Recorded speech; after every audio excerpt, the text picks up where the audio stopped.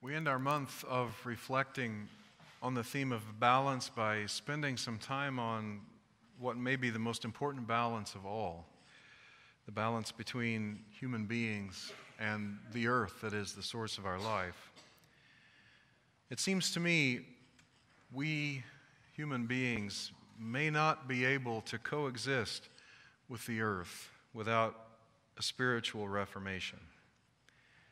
And that problem is nothing new. The philosophy of many of the people who helped found our nation came from the Hebrew Bible, which has two creation accounts.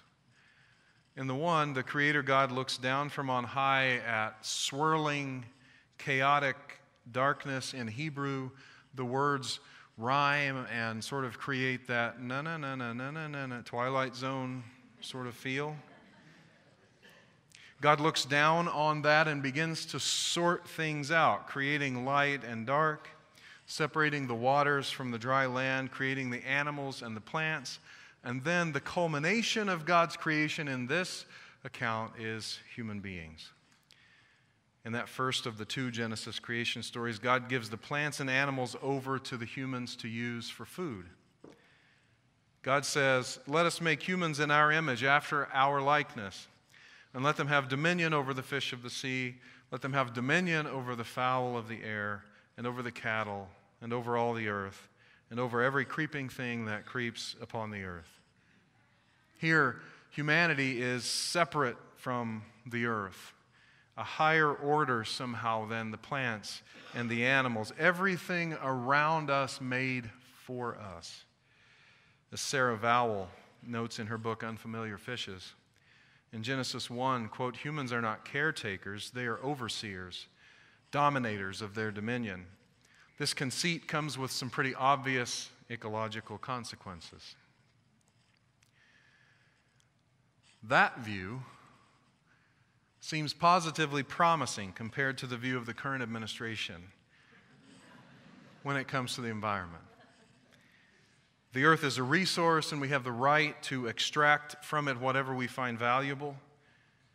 They're already slowly degrading the effectiveness of environmental regulations, denying generations of science to help make the case for extraction, gutting the Environmental Protection Agency. We are seeing at work a philosophy of the earth as a resource with few limits to what can be taken. It is a kind of greed that leads us to consume ourselves. But of all people, the park rangers stood up and voiced a different philosophy. The Badlands Park in South Dakota was the first and soon was affectionately renamed Badass Lands on Twitter.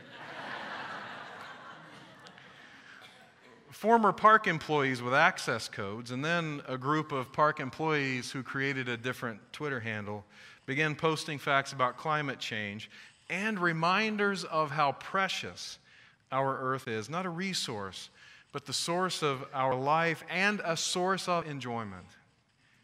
A living being we can enjoy, even use as a resource as we must, but carefully and thoughtfully. Developing a reverence for the earth, I think, is key to solving our problems. My family was reminded just how wondrous our earth is on a recent vacation. On a recommendation from friends, my family and I drove down to San Carlos, Mexico for vacation a couple weeks ago. We wanted to sit on the beach and not do very much besides that, and that's exactly what happened. It was wonderful. One evening as the sun was setting, we walked along a beach which, after a long stretch of sand, became rocky and sort of jutted to one side toward a mountain. We had heard that this little stretch had some of the best shelling in the area, and we wanted to check it out. Another tourist told us that maybe 50 yards down that part of the beach, there was a zoology class from New Mexico, turning over rocks and studying the organisms they found under them. Now, if you know our 9-year-old daughter, Josie, you know that when she saw that zoology class and spied nearby a bucket full of ocean critters, she got right in the middle of it. Before we knew it, the professor was explaining to the entire class, including our daughter, what all these organisms were. A crab, a brittle star, a starfish-like creature that slithered along Josie's hand, When the professor offered to allow her to hold a sea cucumber, she wasn't quite sure. She said, "I'm only 9 years old. I'm not sure I should hold that."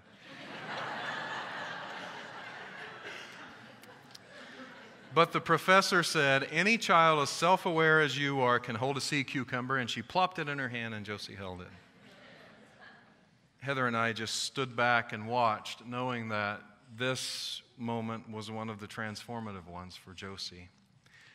It set us up for 3 days of adventure after that, as every rock we turned over seemed to hide a new secret. Hordes of crab, colonies of sea cucumbers, a sea slug that squirted purple ink at us. For those few days, we saw the world through the eyes of a 9-year-old. And it was, in its way, spiritually transformative. It reminded me that the earth is made of holiness, creepy and crawly though it may sometimes be, all holiness. That this home of ours is indeed worthy of praise and reverence and awe. The words of my now retired colleague, Dick Gilbert, ring in my spirit. He called this little reading Beatitudes for the Earth. Blessed are the heavens, for they declare the power of creation. Blessed is the earth, our beloved home, for she is a planet of plenitude. Blessed are the waters thereon, for they give rise to living things. Blessed is the land, for it is the source of life abundant. Blessed is the air we breathe, for it fires us to life and love. Blessed are the beasts of the field, for they are glorious to behold. Blessed are the birds of the air, for they carve a graceful arc in the sky. Blessed are the mountains and the seas and the valleys, for their variety makes rich our habitat. Blessed are the fields of grain, the orchards of fruit, for they give sustenance, asking nothing in return. Blessed are the dwellers on earth, for they cherish the privilege of living on it. Blessed are they who protect the earth and all her creatures, from the plants of the field to the trees of the forest, for their reward shall be harmony with the web of existence. Rejoice and be glad, for the earth and her people are one. We are called by these times to move away from the mindset of consumers of the earth, even rulers of the earth, to move toward the realization that, as the seventh Unitarian Universalist principle says, we're only part of the interdependent web of all existence, only a part, with responsibilities of care and stewardship of all the other parts, including our fellow humans. This balance between the earth's living things can be so delicate, so susceptible to human action. 75 years ago, getting that balance out of whack led to a troop of parachuting British cats. It took place in Borneo in the 1950s. There was such a mosquito problem in Borneo that people would sometimes be covered in the insects. Of course, they carried malaria. The Bornean people were experiencing malaria like a plague. So the World Health Organization decided it would help fix the problem and sprayed DDT all over Borneo. And it worked. The mosquitoes died. Malaria was drastically reduced. The people of Borneo and the World Health Organization were pleased for a while. Then, oddly, roofs started to collapse. First one, then another, then dozens and dozens. Eventually, they figured out that the DDT hadn't just killed the mosquitoes, it had killed parasitic wasps. The larvae of parasitic wasps ate caterpillars. But without the parasitic wasp larvae to eat the caterpillars, the caterpillar population exploded. The ecosystem went out of balance and caterpillars ran rampant. They grew and they grew and they ate and they ate, and one of their favorite things to eat was the grasses that were used to make thatch roofs on the houses. So they patched up the roofs and they made them stronger, but it turned out that was only the beginning. Even the wasps and the mosquitoes weren't the only animals the DDT affected. It also got into cockroaches and other insects. insects that were eaten by the geckos found all over Borneo. And the geckos, full of DDT, were eaten by the beloved cats, pets. And the cats also died. And when the cats died, the rat population escalated out of control, for they suddenly had no natural predators. Rats are natural disease carriers, of course, and the Bornean people became worried that they would have an outbreak of some deadly disease and asked the World Health Organization to do something else. So it came to be that 20 cats were fitted with parachutes, flown by helicopter by the British Royal Air Force, and dropped into a remote area of Borneo. With the help of the cats, the people of Borneo eventually worked their ecosystem back into better balance. The story makes me think of the words of Chief Noah Self that are found in our hymnal. This we know, the earth does not belong to us. We belong to the earth. This we know. All things are connected like the blood which unites one family. Whatever befalls the earth befalls the sons and daughters of the earth. We did not weave the web of life. We are merely a strand in it. Whatever we do to the web, we do to ourselves. Friends, I know that this is a tough time for those of us who are concerned about the changing climate and the irresponsible extraction of the body of the earth. Sometimes maybe it feels like we're powerless in the face of what I believe to be an insidious regime, as the folks now in charge of the EPA, for example. So here's one thing that you can do.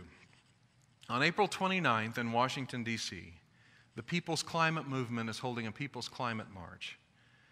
There's a sister march here in Phoenix at 9 a.m., again, April 29th at the state capitol. Catherine, George, can you stand, please? This is Catherine. Remember that face. After the service, Catherine is going to be standing outside with information on getting you signed up for that march.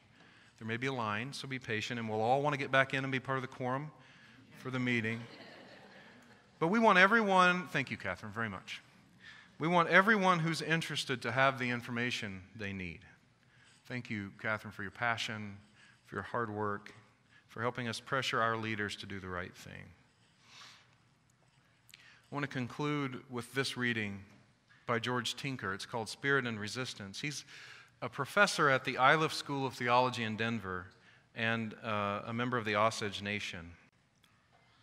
He writes, the Lakota people, one of hundreds of distinct Native American peoples in North America, have a short prayer phrase that they use in all their prayers that capture the cultural and spiritual sentiment of all American Indians and aptly illustrates the Indian sense of the centrality of creation. The phrase, Mitakuye Oyasin, functions somewhat like the word Amen in European and American Christianity. As such, it's used to end every prayer and actually is in itself a prayer, often being the only phrase spoken. The usual translation offered is for all my relations. Yet, like most Native American symbols, it is polyvalent in its meaning. Certainly, one is praying for one's close kin, aunts, cousins, children, grandparents, etc., but relations can be understood as fellow tribal members or even all Indian people. At the same time, the phrase includes all human beings, all two-leggeds, as relatives of one another. And the ever-expanding circle doesn't stop there, he continues. Every American Indian who prays this prayer knows that her relatives necessarily include the four-leggeds, the wingeds, and the all-living, moving ones, including trees, rocks, mountains, fish, and snakes. The American Indian concern for starting theology with creation is a need to acknowledge the goodness and inherent worth of all that has been given life by the great mystery. So my prayer is that